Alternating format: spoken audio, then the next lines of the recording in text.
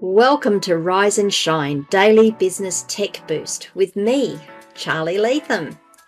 If you're a small business owner looking to simplify technology and get real, actionable advice from someone with 35 years of IT experience, you're in the right place. Every episode, I'll dive into tools and systems like email, CRM, marketing and tracking, and break them down into bite-sized tips you can use right away. Your time is valuable, so let's get straight to the point. It's time to work smarter, not harder. Rise and Shine. It's your daily dose of business tech inspiration with me, Charly Leetham, episode number 522. And yes, I am a little cold, hence the double jacket thing here. Yep, I'm a hothouse flower, as I keep telling people. I don't like the cold, and I went south for the winter. That's south in Australia. It's cold to the south. For my international viewers, listeners, if you're in this northern hemisphere, you would go north to get cold. We go south to get cold. Anyway, let's move on. Episode number 522. I'm going to talk about double and single opt-in, account verification, all of those things that go with getting people onto your mailing list, getting them signed up to accounts, all of those things. This is a discussion that I've been having with a client, and it's funny because I look at it and I go, I really hate it. I really hate double opt-in. Hate it. As someone who has someone on this side of the screen going, I want to get my freebie. Oh, no, I've got to go and check my email to get my freebie. I really hate it. It's an imposition. However, I can see the benefit of it. So let's start at the beginning.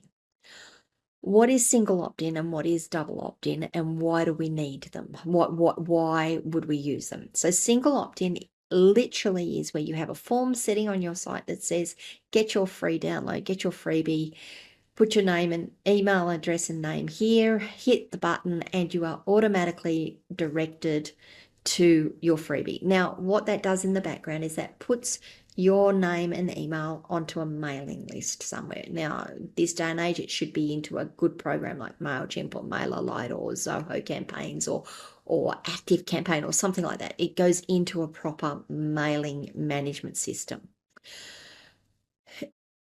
That's what happens when you fill in that form and you send off your details. It goes into that mailing management system. With single opt-in, it goes in. You don't need to verify it. You don't need to say, yes, I requested this. It's assumed because normally there's a tick box on the form that says, yes, I approve. That you've done all that, you've gone through. You are then sent immediately to your download. Now, the reason you would want to do that is because you are removing any barriers, or as many barriers as you can, between getting people onto your mailing list and giving them their freebie and getting them onto your mailing list. Double opt-in adds a step between when you send them to the download. Typically, it adds a step to when you send them to the download, to from when they enter their details into the form. It's called double opt-in. Now, what happens there is they fill in the form, they're sent to a page that says, go and check your email and verify, and click on the link that we've just sent you to verify that you really do want this. It seems counterintuitive. It's like, why do I have to do this? I've just entered my details. I just want to get my free download. I just want to create my free account, whatever it is. The reason you do it, the reason we do it as business owners, as marketers, is to ensure that you really are the owner of that email address, that it is a legitimate email address. So there's two things there, that you do own the email address and that it is a legitimate email address, or that it is a legitimate email address. Too many people come along and put in a fake email address and then get their freebie and they never ever hear from you again because that was a fake email address. There have been cases where other people have used other people's email addresses to sign up to lists. In some cases, it's maliciously, and There's no double check on that to say, yes, we are who we say we are. Yes, we said we do want to get this. So that's part of it. One is you're verifying that you have a legitimate email address, and the second part is that you are who you say you are. You are the owner of the email address you've just used. The part of it for business owners is that it actually meets our requirements with this relevant spam legislations around the world. So in Australia, it's the Spam Act. I think it's the Spam Act. In America, it's known as CAN-SPAM, and in the EU, it's been kind of rolled into the GDPR. What those acts say, what those pieces of law say, those pieces of legislation say, is that you must have documented permission that you can send these people commercial emails, marketing emails, that you can communicate with these people. It seems ridiculous, right? Unfortunately, how many of us sit there and look at our inboxes and go, but I didn't request this information. This is illegal. Like, it's illegal to send you stuff without asking your permission to send it to you, or you requesting it is illegal. And under most law, it's illegal. Not that there's much we can do about it, but it's illegal. However, there are things that they can do about it. And when they come to you and say, we've had reports that you've been sending out unsolicited commercial email, show us the proof that you have permission to email these people. The double opt-in is a really valid part of it. It's a really important part of it, because you can say my list is double opt-in. It means that when someone comes along and says, I want this information, they actually have to take a second step to go and get that information. They have to click on the link to say, yes, I approve you sending me information. That's what they're doing when they do that. That's why double opt-in is important in terms of legislation. The other thing that it helps you do is it reduces the garbage signups. Now, I said before with single opt-in that you can use any email address. You don't have to verify it. It can be a fake email address. It can be a garbage email address. It can be someone else's email address because you're being malicious and you want to get them all this email from this company for whatever reason. You might just think it's funny to do that. Yeah, no, I've never had that done to me ever. Okay. But what that does, particularly when you are paying a company to manage your email marketing list, so MailerLite, yes, they all have free tiers, or most of them have free tiers. But after a while, they say, well, you've got 2,000 subscribers. You now need to start paying us. You've got 2,000 email addresses on your list. You now need to start paying us. So if you are getting garbage leads, if you are getting incorrect email addresses and you're not verifying them, they're being added to that list. They're going into that kitty that you're going to have to start paying for. So double opt-in helps you keep that list fresh, helps you keep that list as clean as you can. So let me just go back through all of that again, because I've spoken a lot here. So single opt-in is you enter email address and name email address on a form. You are automatically added to a list. There is no further verification done. It's single. It's one step. That's all it is. Double opt-in is a two-step process. It requires you to enter your email address on a form and then go and take another action to verify that you actually have access to that email address and that you really want this stuff. The benefits of double opt-in over single opt-in is that it keeps your list clean. It makes sure that you are meeting your requirements under the various legislations. Now, I'm not saying that, by the way, I just want to fix that one up. No legislation actually mandates the use of double opt-in. Nothing mandates it. What they ask is for your process to say, we have this permission. By having double opt-in turned on, it is much easier to prove that you have that permission than if you just do a single opt-in process with a tick box on the form. Okay, so I really want to be clear on that. Nothing mandates the use of double opt-in.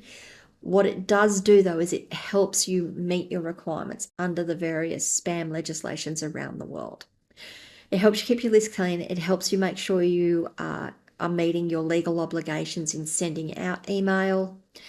It also makes sure that the person really is who they say they are. It's actually verifying that those email addresses are true, are real. This came up because I was talking to a client about a process they want to do, and the process actually creates an account for someone on their system, and that account is then used to market back to them. They call the leads. It creates leads in their system for them. They want to make sure that before they start even nurturing that lead, that the lead is even remotely lukewarm. And so the way they wanted to do that was by verifying the email address before we activated the account on their site. So we go through the process and we say, right, enter all of your details. Fantastic. That then gets put into a part on the site that says, we're waiting for these people to verify their accounts. We send out an email saying, hey, can you just click on this link to verify your email address? We want to make sure you are who you say you are. When they click on it, it then does the rest of it to create the account and activate the account and make sure that they can log in and all of those things. It's a really nice system. This is one reason why I actually starting to lean back towards double opt-in, because we've made it smooth. We've made it make sense. We've put value, and this is one reason I don't like double opt-in. There's often no value in going and verifying that you've got that thing. It's like, it was just a freebie. I didn't really want it. It's too much effort. I'm not going to go and do it. I mean, again, you're verifying a lead, aren't you? You're verifying whether they're lukewarm, cold, freezing cold, or starting to get warm, starting to get hot. Okay, so single opt-in versus double opt-in. Do you want to use one or the other? I'm not going to say you want to go one way or the other. That's entirely up to you. How you handle that, what you do is entirely your decision. I will say that there are some really nice ways of doing double opt-in now, with the moves forward on verifying emails sent out from your domain. The chances of the double opt-in emails being spammed out and being lost in the ether is reducing dramatically, because our email deliverability is going up as long as we follow all the processes in the back end. I think it's a great idea. I have changed my mind. There you go. I've changed my mind in terms of, do I want to just do a single opt-in, or do I want to push people down a double opt-in route? Now, that's my decision. It's up to you as to what your decision is. Nothing is mandated under law. I do want to say that again. You can make sure you protect yourself a little further under law by doing it one way than the other, but that's entirely up to you. What do you guys think? When you're signing up, put yourself on this side of the screen, hands on the keyboard, going, I want that thing that they're offering me for free. I have to fill in my details here. What's the things that are going to stop you filling in that form? I'll do another video on that one as well, but what are the things that are going to stop you filling in that form? What are the things that are going to stop you going through the process to get that freebie? What is it that's going to encourage you to do it? What is it that's going to stop you to do it? Then put yourself in the shoes of the business owner and say, I'm prepared to wear that risk because I'm getting higher quality leads, or I just want to get everyone through. What do you guys think? Let me know in the comments below, wherever you are watching or listening to this video. Come across to my locals community, askcharlyleetham.locals.com. This is a great conversation to have. I would really love to just hear people's thoughts on the matter.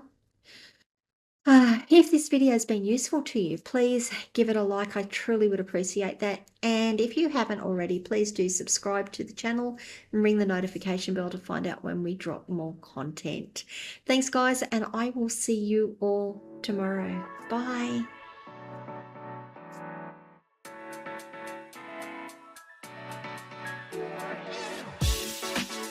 Hey there, thanks so much for tuning in to Rise and Shine, your daily business tech boost. I hope today's episode gave you some actionable insights that will make your business tech work smarter for you. If you found value, be sure to subscribe, leave a review, and share it with other small business owners who could use a daily boost.